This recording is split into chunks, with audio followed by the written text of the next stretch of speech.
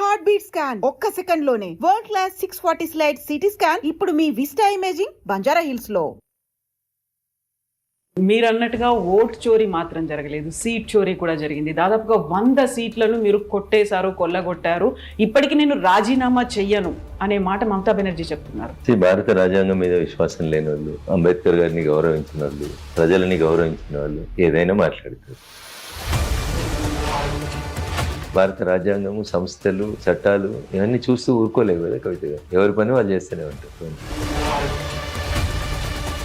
అయితే తన పోటీ అనేది బీజేపీతో కాదు, ఎలక్షన్ కమిషన్ తోనే అనేటువంటి మాట ముందు నుంచి చెప్పిండ్రు, ఇప్పుడు కూడా అదే చెప్తున్నారు. ఎలక్షన్ కమిషన్ ఆడలేక మధ్యలో ఓడింది అన్నట్టు మీకు చేతగాక. ఒక ఆడబిడ్డను రేపు చేసి చంపితే ఎఫ్ఐఆర్ చేసి దోషులను అరెస్ట్ చేయడం చేతగా నువ్వు ఇయర్లో వచ్చి డెమోక్రసీ గురించి, ఎలక్షన్ కమిషన్ గురించి మాట్లాడితే ఎట్లుంటుంది? దయ్యాలు వేదాలు వాళ్ళు ఇచ్చినట్టు. తుమ్మల నాగేశ్వరరావు ఇదే మాట అన్నాడు. గతంలో ఫర్టిలైజర్స్ ఇవ్వలేదు, కేంద్రం వివక్ష చూపించింది. ఇప్పుడు కూడా పంట కొనుగోలుకి సంబంధించి కేంద్రం అస్సలు సహకరించట్లేదు, కుట్రపూరితంగా ఉంది, మేం కొంటున్నాం. ఎప్పుడు వస్తారో చర్చకు అడుగు. గణాంకాలు తీసుకొని ఎప్పుడు చర్చకు వస్తారో చెప్తారు. వాళ్ళ చేతిలో అధికారం ఉంది, వాళ్ళు బాగా డబ్బులు ఫీడింగ్ ఇస్తున్నారు కాబట్టి మీడియా వాళ్ళు చెప్పిందే రాస్తే చూపెడుతుంది. ఏ లెక్కలు తీసుకొని వస్తాడో రమ్మని అంటున్నారు.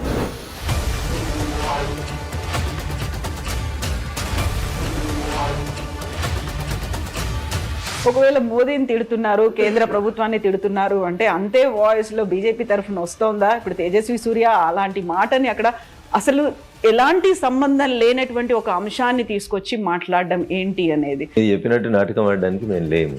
ఓకేనా? ఒక ఓటు 2 రాష్ట్రాలని కాకినాడలో తీర్మానం చేసింది 1998లో భారతీయ జనతా పార్టీ. ఆ రోజు మీరు ఎవరు జై తెలంగాణ అయినా స్పృహ లేని వాళ్ళు మీరంతా. మీకు తెలంగాణ అంటే తెలియదు ఆ రోజు. ఈ చంద్రశేఖరరావు అన్నట్టు ఆయన వర్గంలో మంత్రి పదవి రాలేదని బయటకు వచ్చినవాడు. ఓటు దాటినాక ఒకటి, ఓటు దాటి కంటే ముందు ఇంకోటి, ఏది పడితే అది మాట్లాడితే ఎట్లా కవిత గారు? బీజేపీ లేకుండా తెలంగాణ వచ్చిందా?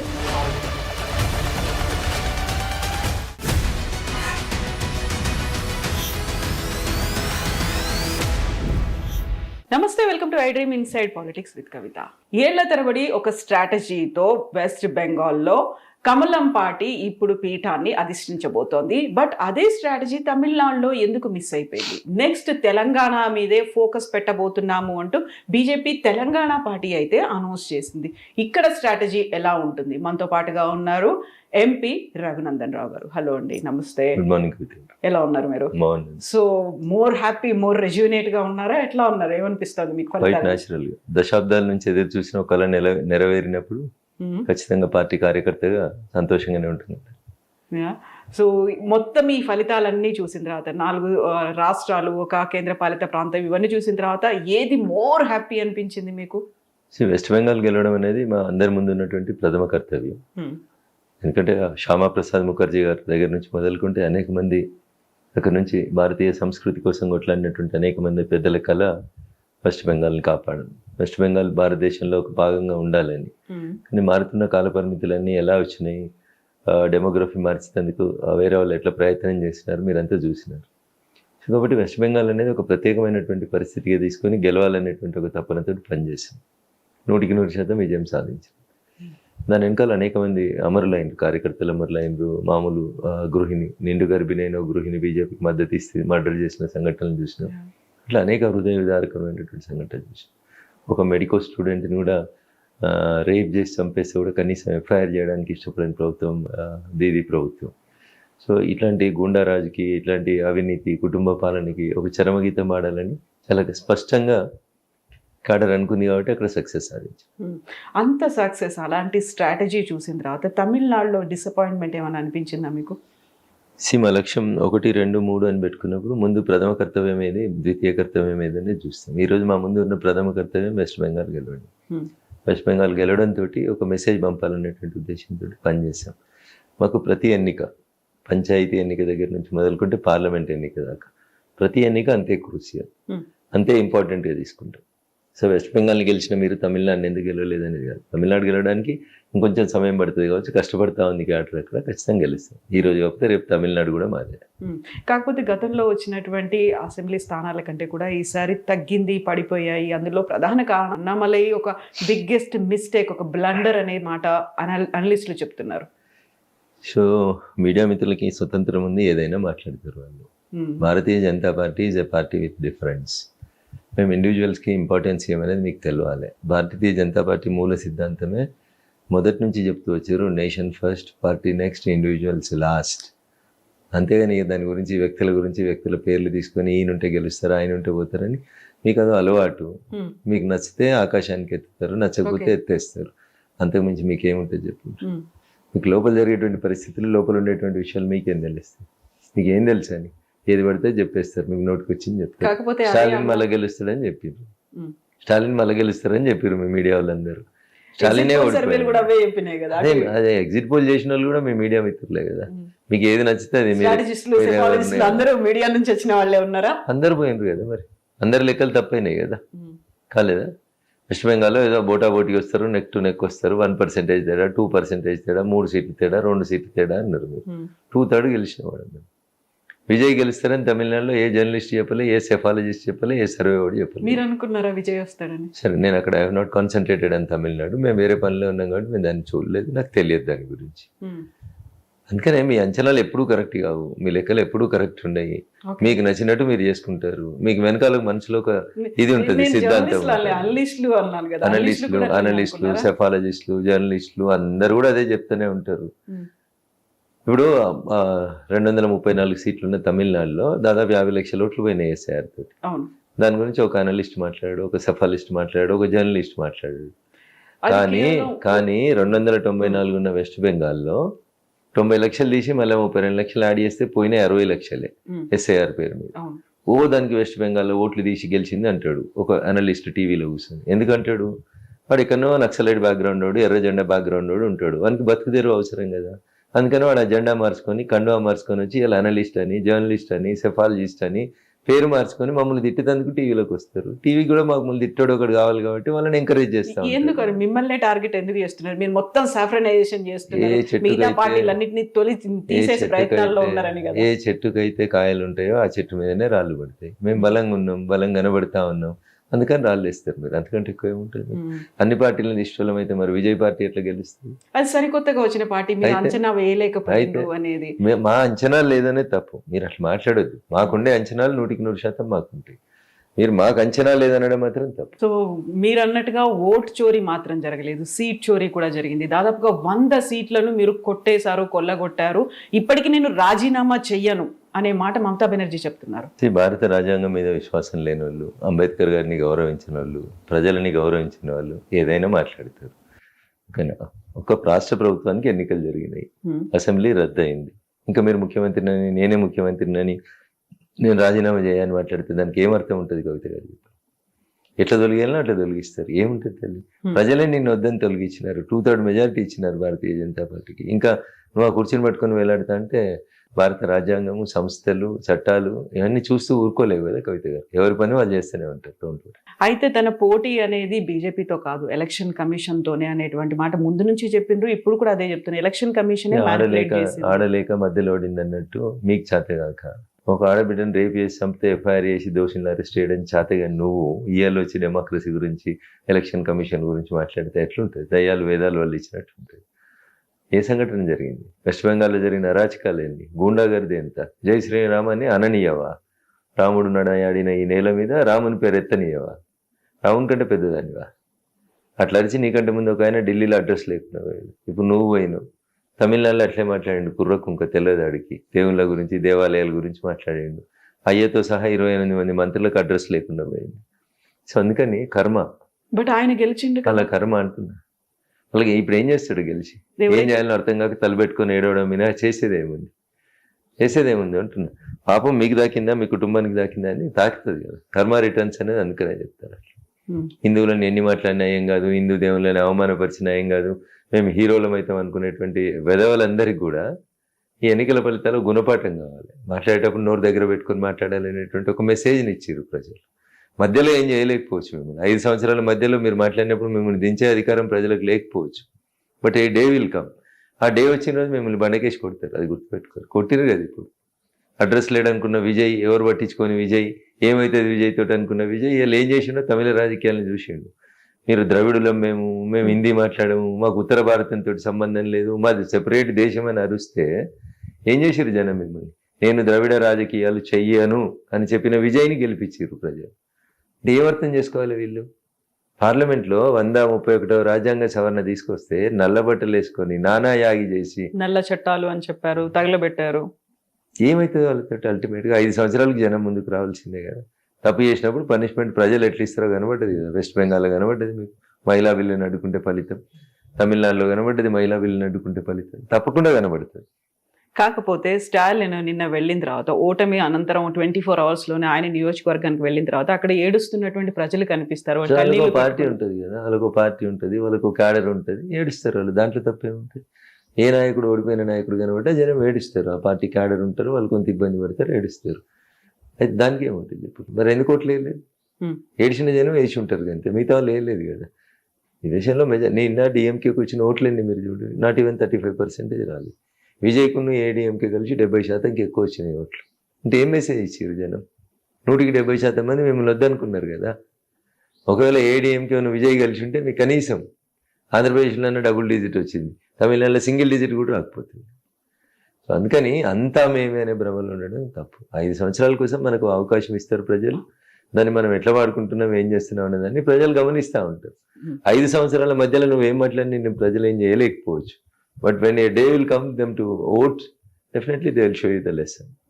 సో ప్రభుత్వం ఎలా ఎవరితో కలిసి ఏర్పాటు చేస్తారు అనుకుంటున్నారు విజయ్? Wait and see. తొందరపడలేదు. మాకు తొందరపడాల్సినటువంటి అవసరం లేదు. అతను తెలుగు కలవాడైతే, మైనార్టీలో ఉన్న ప్రభుత్వం 5 ఏళ్ళు బాగా నడవాలనుకుంటే, అప్పుల పాలైనటువంటి తమిళ రాష్ట్రానికి ఆయన ఇచ్చిన హామీలన్నీ నెరవేరాలంటే కేంద్రంతో సఖ్యత లేకపోతే ఎట్లా నడుస్తుంది? పెట్టుకుంటాడని మేము అనుకుంటున్నాం, ఆయన ఇష్టం, అది ఆయన విజ్ఞత. ఓకే. సో నడవాలి, అన్ని సక్రమంగా ఉండాలి, బడ్జెట్లు రావాలి, ఇవన్నీ అంటే అనివార్య పరిస్థితి ఏమైనా ఉందా? కేంద్రంతో సఖ్యత ఉండాలి, లేకుంటే బీజేపీతో పొత్తుండాలి అనేది ఏమన్నా? ఇప్పుడు కాంగ్రెస్ తెలంగాణను పాలిస్తుంది, కర్ణాటకను పాలిస్తుంది, ఇస్తలేమా డబ్బులు? ఇస్తలేమంటున్నా.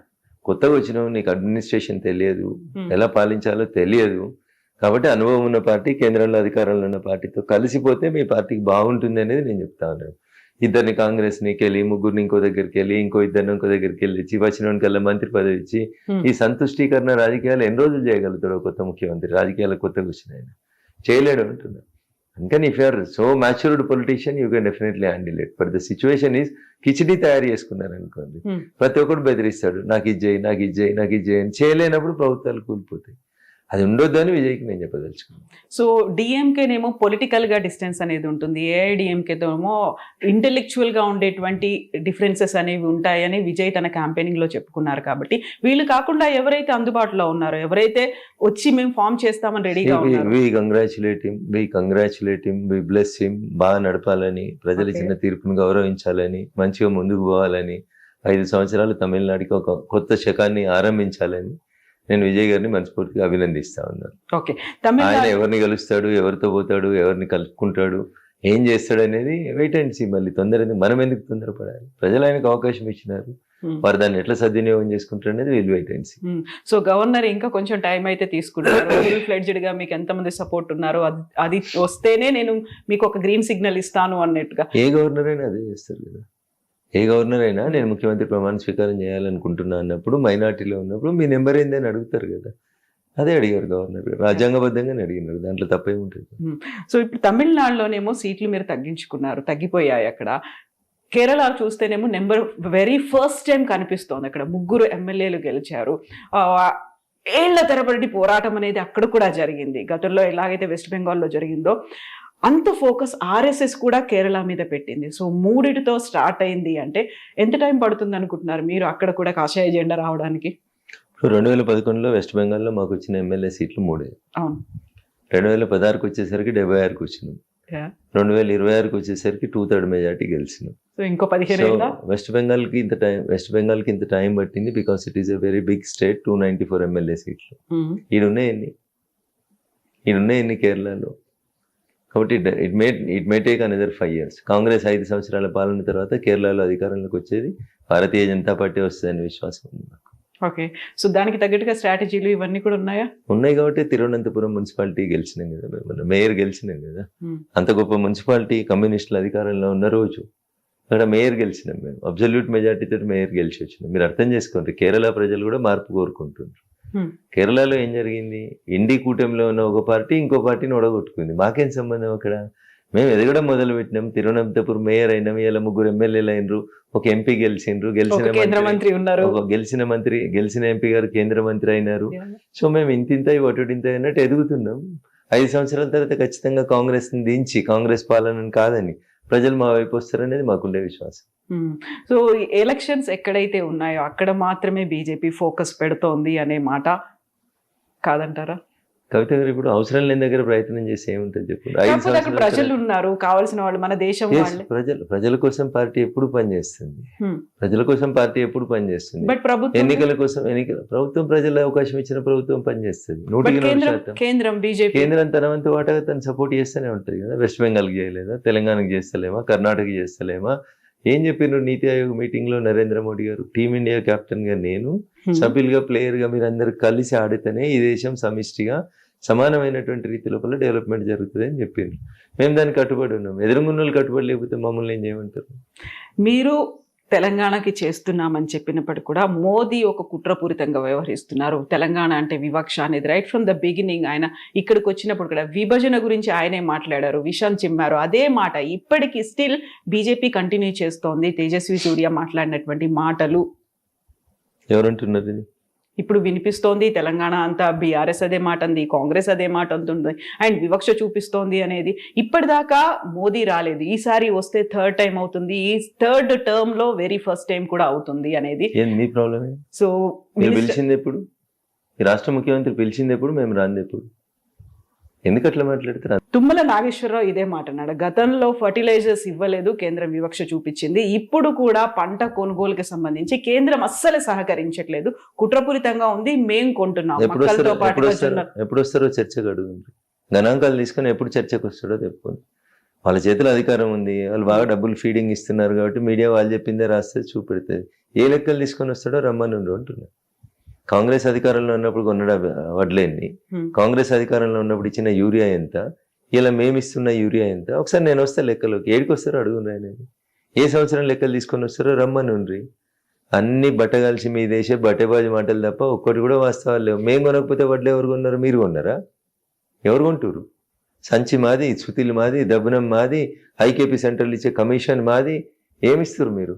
ఏం కొన్నారు మీరు? 1,00,000 మెట్రిక్ టన్నుల వడ్లు కొన్నాం మేము. ఏం మాట్లాడతారు మీరు? ఇప్పుడు మక్కలు, జొన్నలు ఇవన్నీ కూడా బర్డెన్ అవుతుంది. మీరెందుకు అంటున్నారు?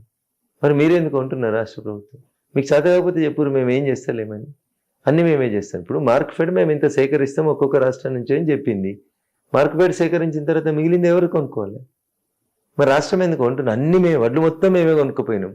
మీరెందుకు? ఇంకా రేషన్ బియ్యం కూడా మేమే పంపిస్తున్నాం వాడికి. మీరు ఎందుకు కొంటున్నారు? మేము ఇచ్చిన కమిషన్ వాళ్ళకి ఇయ్యరు, ఐకేపీ సెంటర్లకి. మేము ఇచ్చిన కమిషన్ రైస్ మిల్లులకి ఇయ్యరు మీరు. మేము ఇచ్చిన సూది దబ్బనం పైసలు కూడా మీరు కనీసం గ్రౌండ్కి ఇయ్యరు, మార్కెట్ కమిటీలకి ఇయ్యరు. మీరు మా గురించి ఏం మాట్లాడతారు? మీరు ఏం కొన్నారు చెప్పుండ్రి. మీరు ఎన్ని క్వింటాలు కొన్నారు, మేము ఎన్ని క్వింటాలు కొన్నాం చెప్తాం.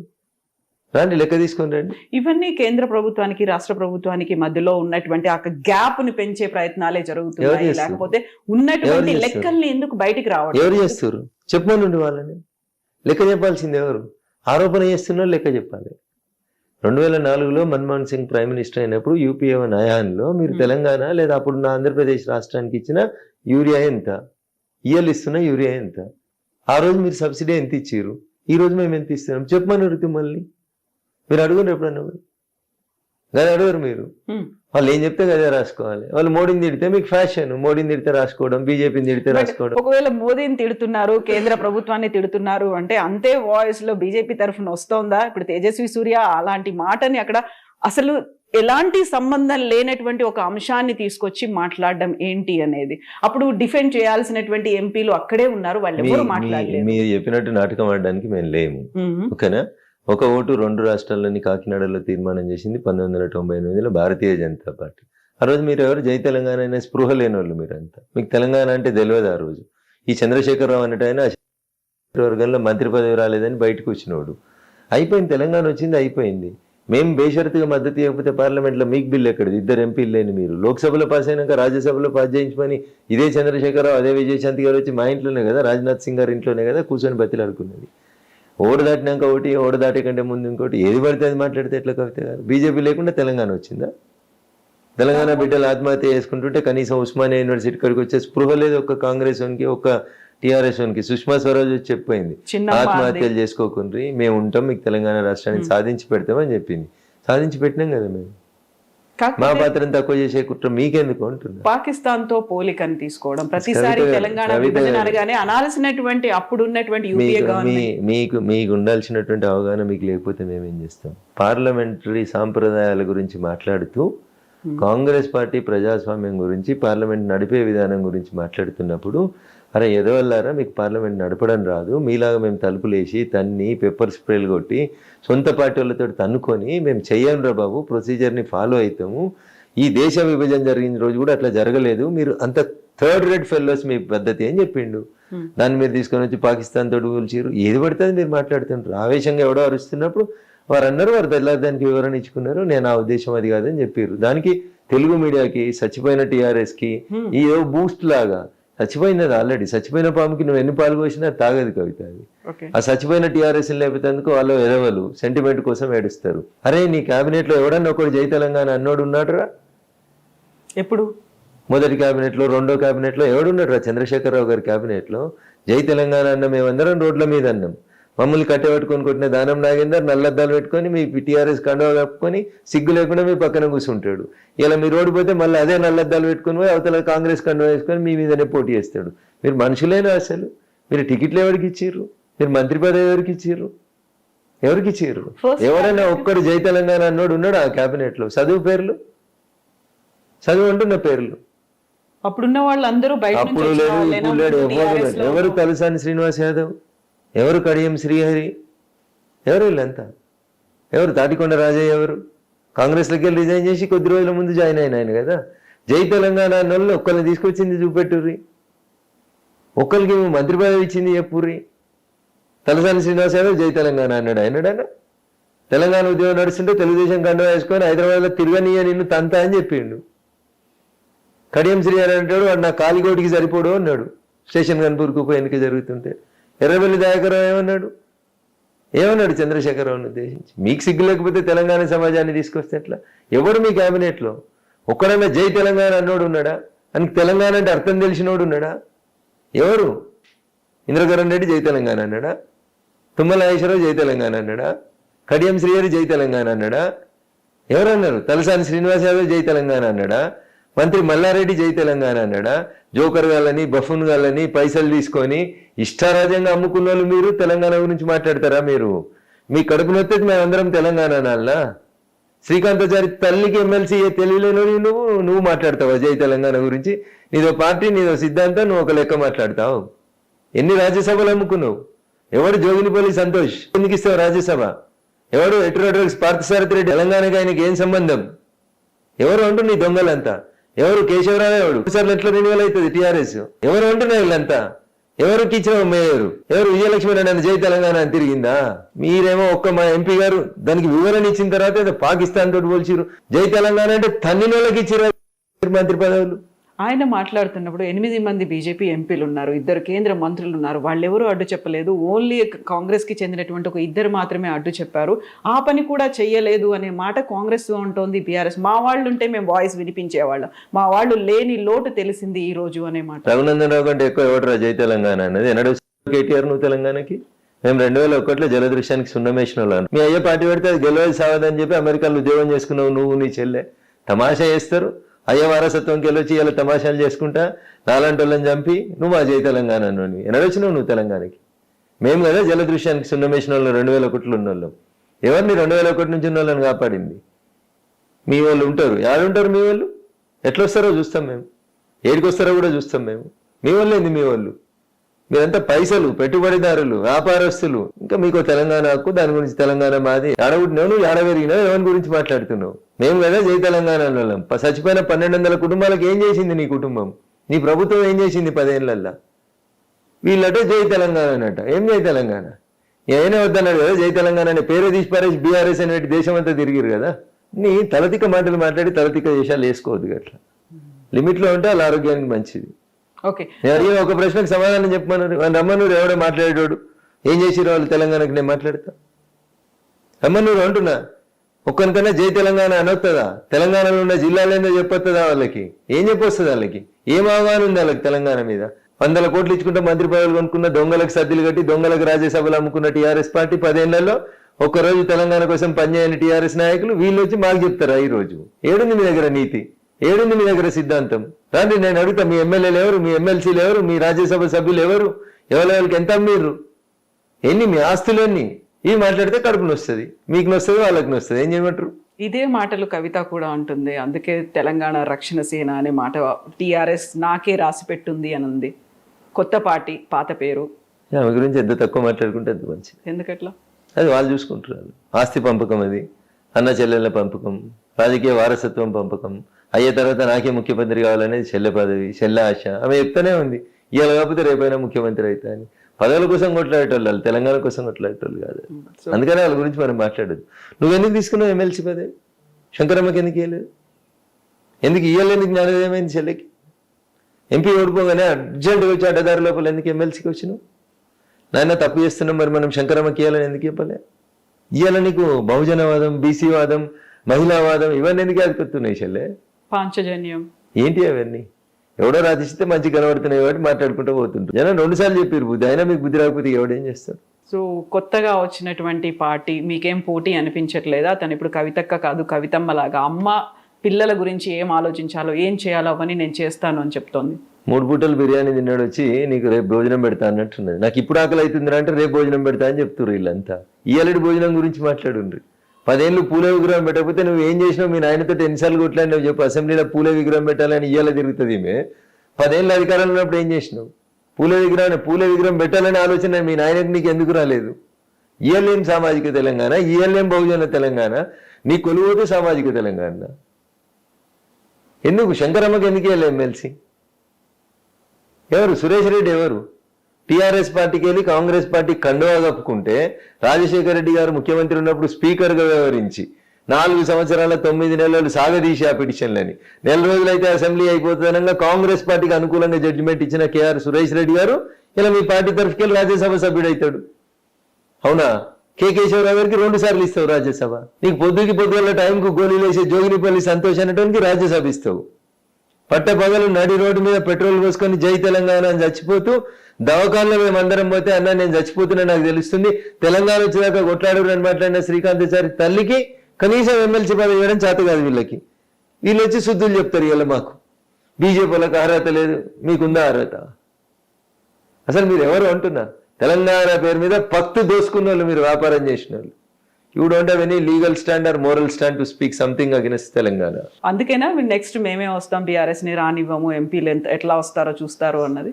నేను మళ్ళీ చెప్తాను మీకు, టీఆర్ఎస్ వద్దనుకున్నది వాళ్ళు, దాన్ని బీఆర్ఎస్గా మార్చుకున్నది వాళ్ళు. దానికి ప్రజలు ఇచ్చిన response CRS compulsory retirement skip ఇచ్చి ఇక వద్దురా బాబు 10 ఏళ్ళు బాగా దోసుకున్నారని రెస్ట్ ఇచ్చిండ్రు. ఏమన్నా జనంలోకి వచ్చిండా కేసీఆర్ ఓడిపోయిన తర్వాత? జగిత్యాల్లో ఉన్న మాట ఎప్పుడన్నా జనాన్ని కలిసిరా? జమ చేసుకున్న జనానికి వచ్చి మైక్ నాది నేను చెప్పిన మీడియాకి అడ్వర్టైజ్మెంట్ ఇచ్చిన కాబట్టి అన్నిట్లో లైవ్ అవుతుంది కాబట్టి మాట్లాడిపోయినాక అంతే. ఏముంది అందులో అంటున్నా?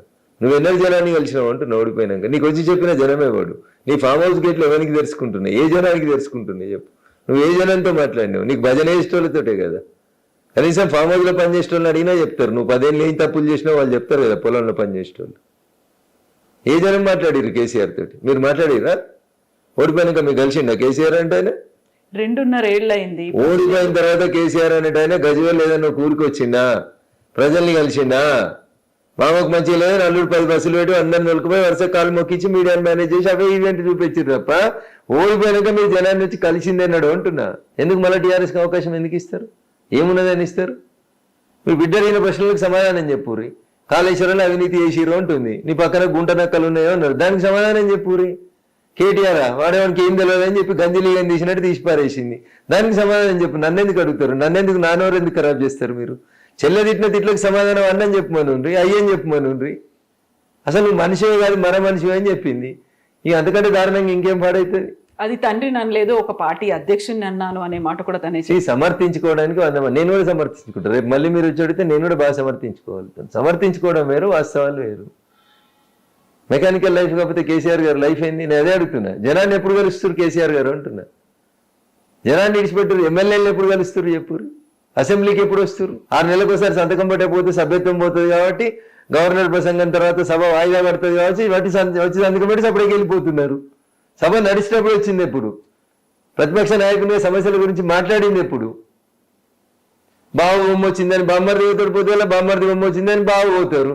ఇద్దరి దగ్గర సంపాదించుకున్న పైసలు ఉన్నాయి కాబట్టి ఇంత మీడియాతో పెట్టి రాయించుకుంటూ ఉంటారు. అంతే. అంతకుమించి వాళ్ళు చేసిన పోరాటాలు ఏంది, వాళ్ళు చేసిన ఉద్యమాలు ఏంది? ఇప్పుడు ప్రజలు ఫీల్ అవుతున్నారు, బాధపడుతున్నారు. 2.5 ఏళ్ళైంది, ఎందుకు ఓడించాము ఈ ప్రభుత్వం? మీకు ఇప్పింది ఎవరన్నా ఉన్నారా? కవిత గారు కేసీఆర్ జగిత్యాల్లో కేసీఆర్ గారు అవసరం కోసం 100 అబద్ధాలు ఆడతాడు. అధికారంలోకి రావడం కోసం దళితుని ముఖ్యమంత్రి చేస్తా అన్నాడు. చేసిండా? 10 ఏళ్ళలో చేసిండా అంటున్నా. 10 మంది దళితుల్ని మంత్రుల్ని చేసిండా? రాజాయన మంత్రి చేస్తే రాత్రి వీకేసిండు. ఏం చేసిండు సార్ దళితులకి? ఆయన ఆడిన అబద్ధాలు ఎవడన్నా ఆడతాడా? సచార కమిటీ నివేదికను అమలు చేస్తాం. చేసినవా? జనాభాలో సగం ఉన్నారు మహిళలు. ఒక్క మంత్రి పదవి ఇచ్చినావా నీ క్యాబినెట్లో? 2వ క్యాబినెట్లు ఇచ్చినావు. ఎవరికి ఇచ్చినావు? పక్క పార్టీకి వెళ్ళి తెచ్చుకున్న వాళ్ళకి ఇచ్చినావు తప్ప నీతో జై తెలంగాణ అన్న వాళ్ళకి ఎవరికి ఇవ్వలే కదా నువ్వు. ఎవరు నీ మంత్రులు? ఒకసారి గుండె మీద చేసుకుని ఆలోచించుకోరు. మా మీడియా మిత్రులు కూడా వాళ్ళు కూడా ఆలోచించుకోవాలి. జై తెలంగాణతో పాటుగా జై శ్రీరామ్ అనే నినాదాలు. జై శ్రీరామ్ అంటే డబ్బులు ఏమన్నా పైనుంచి ఊడిపడతాయా అనే మాట మంత్రి కొండా సురేఖ. జై తెలంగాణ అంటే ఊడిపడతాయా? జై సోనియా అంటే ఊడిపడతాయా? మాట్లాడేటప్పుడు ఏం మాట్లాడుతున్నావు, ఎట్లా మాట్లాడుతున్నావు అని ఆలోచించుకొని మాట్లాడుకోవాలి. అధికారంలో ఉన్నాం కదా ఏది పడితే అది మాట్లాడితే నేను జై శ్రీరామ్ అననీయా అన్నది ఎవరు? దీది. ఇవాళ ఏడున్నది దీది? ఇంకో 2 రోజుల తర్వాత ఏడుంటో చూడు అంటున్నా. ఏం చేస్తారు? ఏమవుతుంది? ఏమైతే చేస్తారు, మాజీ సీఎం అవుతుంది. మేము బర్తరఫ్ చేసేది ఏంది? గవర్నర్ బర్తరఫ్ చేస్తారు, ఆ తర్వాత దాన్ని మాజీ సీఎం చేయాల్సిన అవసరమే లేదు. కొత్త ప్రభుత్వం, కొత్త ముఖ్యమంత్రి ప్రమాణ స్వీకారం చేస్తారు, కొత్త అసెంబ్లీ నడుస్తూనే ఉంటుంది. అసెంబ్లీ డిజాల్వ్ అయినాక ముఖ్యమంత్రి ఎక్కడ ఉంటాడు? ఇంకా ఆమె గురించి చేసేది నేను కాదు చేయాల్సింది, నేను కాదు మాట్లాడాల్సింది. అక్కడ చెప్పాలి సమాధానం. ఇప్పుడు అడుగుతారు ఏ డాక్టర్ మీదనైతే అత్యాచారం చేస్తే నువ్వు కనీసం ఎఫ్ఐఆర్ చేయలేదో ఆ తల్లి చెప్పింది. రేపు భవిష్యత్తులో మీరు నాకు అధికారం ఇస్తే జుట్టు బట్టి ఈడ్చుకొచ్చి కొడతా అసెంబ్లీలోంచి అని చెప్పింది. రేపు ఆమెకు సమాధానం చెప్పు అసెంబ్లీలో.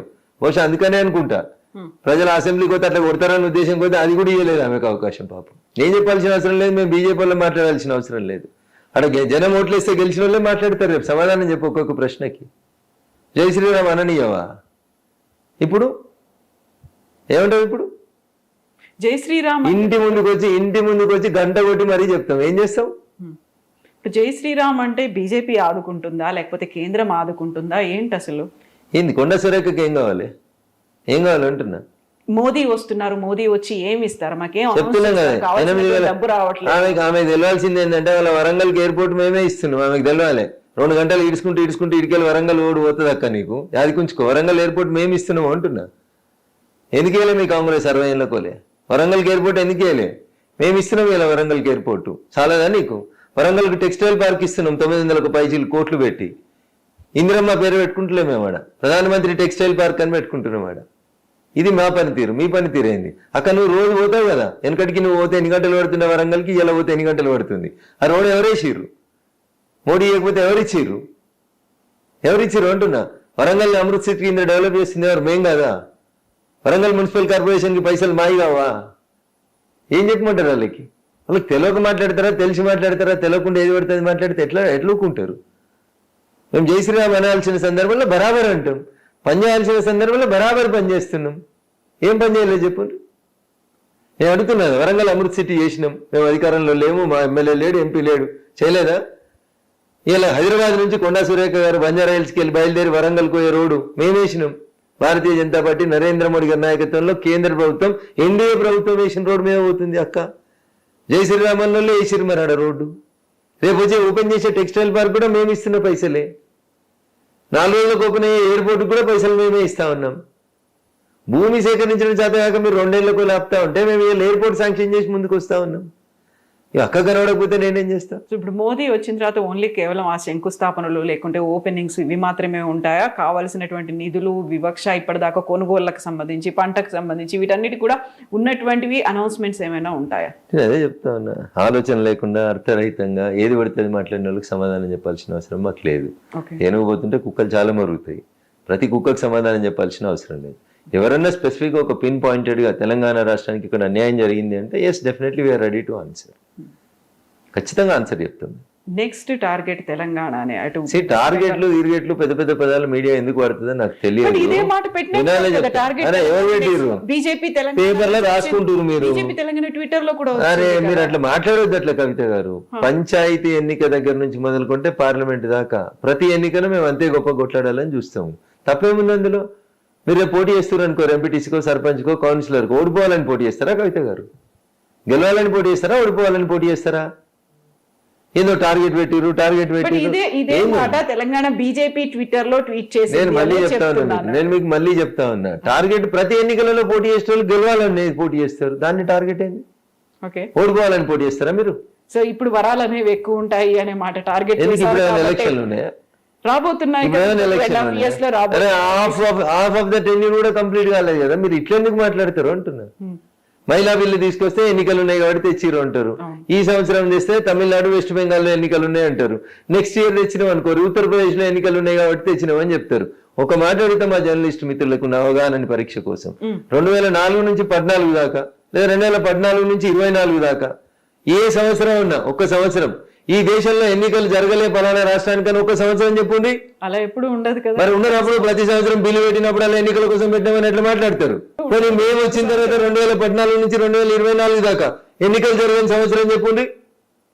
బిల్లు పెట్టగానే ఎన్నికలు ఉన్నాయని పెట్టిరు అంటారు, అందుకనే జమిలీ బిల్లు పెడతాం జరావురి. ఒకటేసారి ఎన్నికలు పెడితే అప్పుడు మీరు ఏం మాట్లాడతారో వింటాం మేము కూడా. 1957లో ఎలక్షన్స్ రెండోసారి జరిగినాయి ఈ దేశ పార్లమెంట్ కి. 1957లో కూడా పార్లమెంట్ కి అసెంబ్లీలో కలిసే జరిగినాయి. మూడోసారి ఈ దేశానికి సార్వత్రిక ఎన్నికలు 1962లో జరిగినాయి, అప్పుడు కూడా పార్లమెంట్ కి అసెంబ్లీలో కలిసే జరిగినాయి. 1967 నాలుగోసారి కూడా ఎన్నికలు పార్లమెంట్ కి అసెంబ్లీలో కలిసే జరిగినాయి. ఇదేదో మోడీ గారు కొత్తగా తెచ్చినట్టు దీనికి జమిలీ అని పేరు పెట్టి జమిలీ పెట్టి మొత్తం అన్ని పార్టీలు చంపేస్తారు, ఒక్క బీజేపీ ఉండాలనుకుంటుంది. మరి ఒక నిమిషం ఆగాలి. 1952లో అన్ని పార్టీలు చంపేందుకు ఒకటేసారి ఎలక్షన్లు పెట్టిరా? 57లో అన్ని పార్టీలు చంపేందుకు పెడతారా? కవిత గారు ఇలా దేశంలో లిటరసీ 80% వచ్చింది. ఎమ్మెల్యేకి ఎవరు కోటేయాలి, సర్పంచ్కి ఎవరు కోటేయాలి, ఎంపీటీసీకి ఎవరు కోటేయాలో ప్రజలకు తెలియదు అనుకుంటురా? మీకు తెలియకపోవచ్చు జర్నలిస్ట్ మిత్రులకు ఏసీలలో ఉంటే. ఊర్లలో ఉండే జనం 90 ఏళ్ళ ముసలేవ మంచం పట్టుకొని ఎత్తుకొస్తే 4 ఎత్తుకొస్తే వచ్చి ఎవరు కోటేయాలో ఓటేసిపోతుంది తప్పు లేకుండా. ఇది ప్రజలకున్న అవగాహన.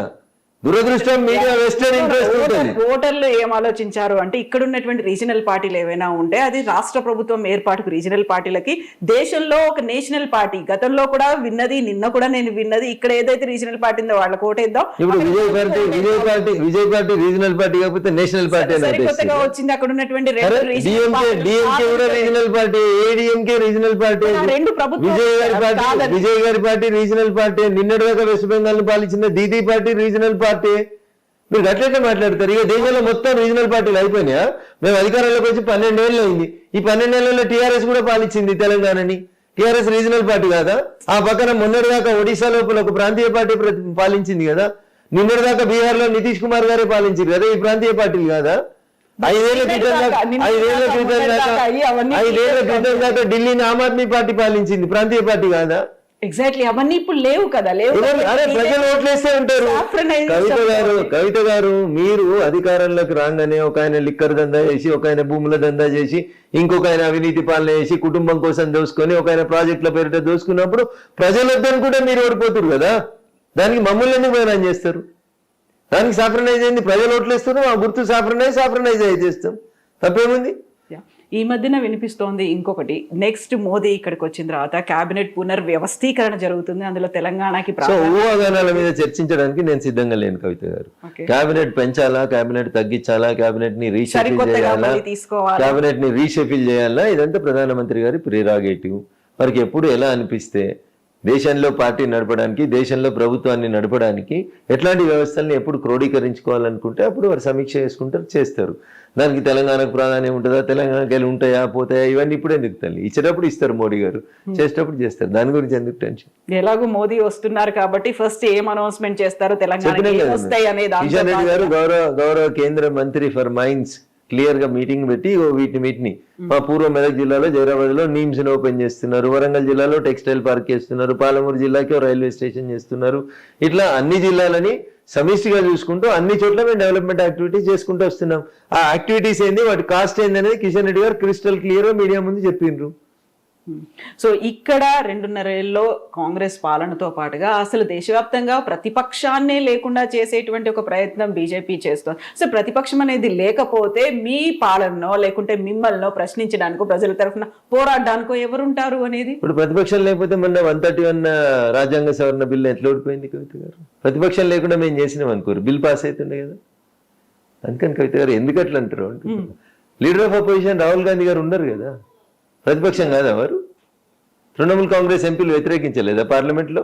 131వ రాజ్యాంగ సవరణ బిల్లును మీరు చూడలేదా? అందుకే తమిళనాడు డిఎంకే ఎంపీలు చేయలేదా? వెరీ ఫస్ట్ ఓటమి మోదీకి ఏదైనా ఒక బిల్లును ప్రవేశపెట్టారు అనుకుంటే అది వీగిపోవడము, అది కూడా మొన్నటి పునర్వ్యవస్థీకరణ బిల్లుకి సంబంధించి దాన్ని మహిళా బిల్లుకో లింక్ పెట్టారు. ఇలాంటిది రాకుండా ఉండాలి అంటే ప్రతిపక్షాన్ని అలాగే రీజనల్ పార్టీస్ ని లేకుండా చేసేటువంటి కుట్ర కంప్లీట్ గా దేశమంతా ఒక ఒక నిమిషం కవిత గారు చెప్పింది కరెక్ట్ అనుకోండి. ఇప్పుడు పార్లమెంట్ లో ఈ 230 మంది ఎంపీలు తీసేయచ్చా మేము? మెల్లిమెల్లిగా తగ్గుతారు కదా, అంతా మీరే తగ్గుతారు. ప్రజల చేత ఎన్నుకున్న వాళ్ళు 5 ఏళ్ళు ఎంపీ ఉంటారు కదా, 5 ఏళ్ల తర్వాత కదా మళ్ళీ 5 ఏళ్ల తర్వాత. అదే అంటున్నాను, మెల్లిమెల్లిగా ఒక్కొక్క స్టేట్ మీ చేతుల్లోకి వచ్చేసిన తర్వాత దానికి ప్రజలు ఓట్లేస్తే మీకున్న కడుపు నొప్పింది, జనం కదా ఓటేసింది, మీకేంది ప్రాబ్లం?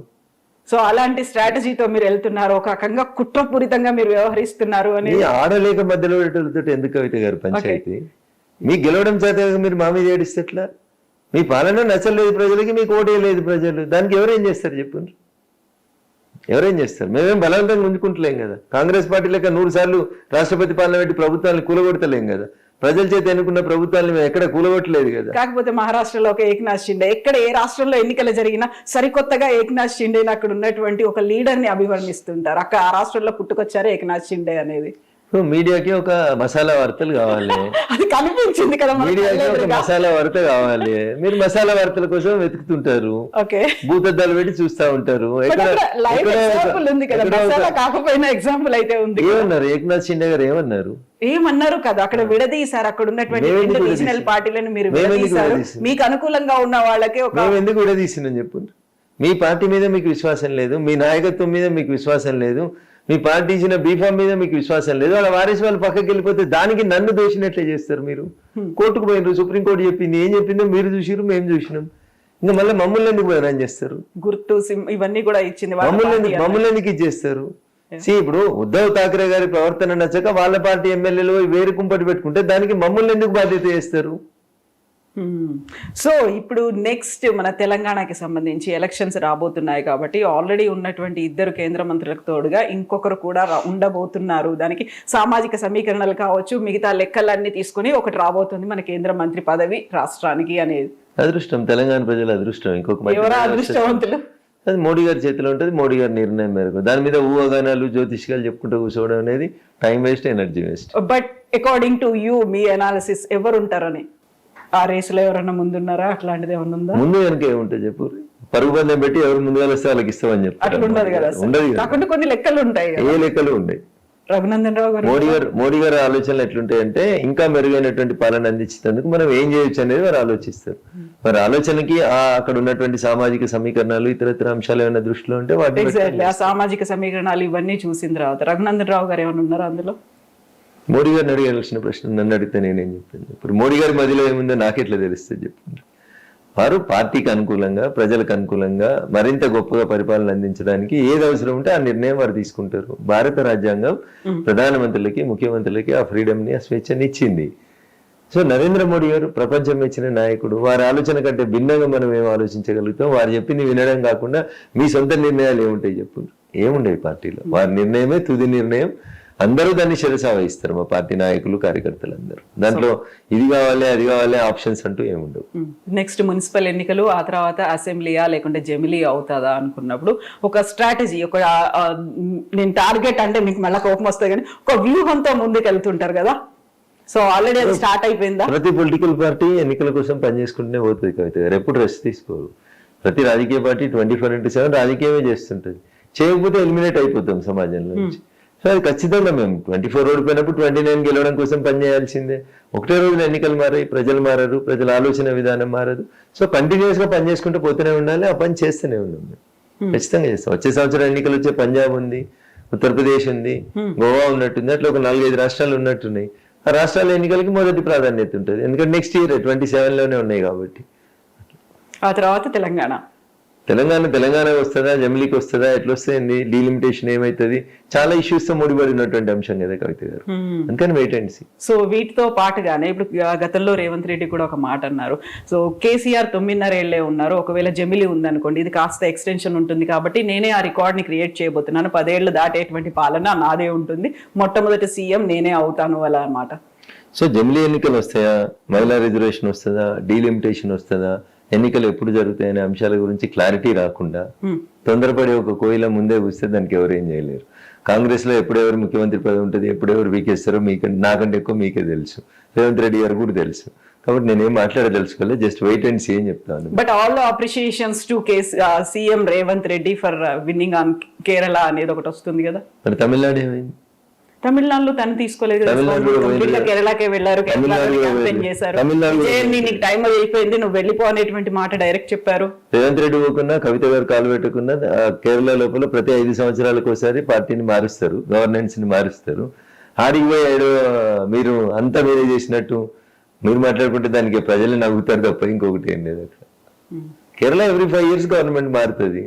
పోయినసారి మార్చుకోలేదు, ఈసారి మార్చుకోరు 10 years తర్వాత. దానికి నేనే మార్చిన, నా వల్లనే మార్పు జరిగిందని ఎవరైనా క్లెయిమ్ చేసుకుంటే అది. బట్ ఆయన మాత్రం రాహుల్ గాంధీకి, సోనియా గాంధీకి కూడా క్రెడిట్ ఉంది, వాళ్ళ వల్లే ఇక్కడ కేరళ గెలుచుకున్నామనే మాట అయితే చెప్పారు ఆయన. అయితే వాళ్ళ పార్టీ అంతర్గత వారు, వారికి ఏం అవసరాలు ఉన్నాయో వాళ్ళ పార్టీ ఏకమైనతో వారు అట్లా మాట్లాడకపోతే ఎట్లా మాట్లాడతారు. So next target Telangana, maybe not now, ఒక 1 year తర్వాత అయినా. ఎప్పుడు ఎన్నికలు వచ్చినా ప్రతి బూత్ గెలవాలని కొట్లాడతాం. తెలంగాణ గెలవాలని కోరుకుంటారు కార్యకర్తలు అందరూ కూడా, మనస్ఫూర్తి కోరుకుంటున్నారు. 1980లో ఈ దేశంలో భారతీయ జనతా పార్టీ ఆవిర్భావం తర్వాత జరిగిన మొదటి ఎన్నికలలో గుజరాత్ లో ఒక ఎంపీ గెలిచినాం, తెలంగాణలో ఒక ఎంపీ గెలిచినాం, హన్మకొండలో జంగారెడ్డి గారు కీర్తిశేషులు. మరి ఇప్పుడు అట్లాంటప్పుడు గుజరాత్ లో ఇలా 7వసారి బీజేపీ ముఖ్యమంత్రి కంటిన్యూస్ గా వచ్చినాడు. రేపు వచ్చే సంవత్సరం ఎన్నికలు జరిగితే 8వసారి కూడా బీజేపీ ముఖ్యమంత్రి ఉంటాడు.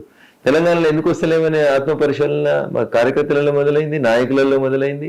దాన్ని సవరించుకునే ప్రయత్నం చేస్తా ఉన్నాం. కాబట్టి తెలంగాణలో రావాలని కోరుకుంటున్నాం, వస్తుందని ఆ విశ్వాసం కూడా మాకు. సో సవరించుకొని ఆ పాత్ మీదకి వచ్చేసిండ్రా, అంత మెయిన్ స్ట్రీమ్ దాని మీద కనిపిస్తున్నారా అందరూ? 100% అందరూ ఒకటే ట్రాక్ మీద కనబడుతున్నారు. నిలబడ్డారా? 100%. ఓకే, కార్యకర్తలు అన్నారు. దెన్ వాట్ అబౌట్ ప్రజలు, వాళ్ళు ఏం కోరుకుంటున్నారు? ప్రజలు కూడా బీజేపీ రావాలి అధికారంలోకి అని కోరుకుంటారు. 10 సంవత్సరాలు కేసీఆర్ ని చూసినాం, 45 ఏళ్ళు కాంగ్రెస్ ని చూసినాం. ఈ రాష్ట్రాన్ని పాలించిన పార్టీ బీజేపీ పార్టీ. ఒక్కసారి కేంద్రంలో అధికారంలో ఉన్నప్పుడు బీజేపీకి అధికారం ఇస్తే డబుల్ ఇంజిన్ సర్కార్ ఎట్లా పనిచేస్తుందో చూద్దామని అనుకుంటున్నారు. హైదరాబాద్ కూడా ఇటాచీలు రావాల్సిన అవసరం ఉందని ప్రజలైతే కోరుకుంటున్నారు. అట్లా అయితే ట్రిపుల్ ఇంజిన్ సర్కార్ కూడా అవుతుంది కదా, కావాలనే కోరుకుంటున్నారు. Thank you so much, best wishes to you అండి. Thank you.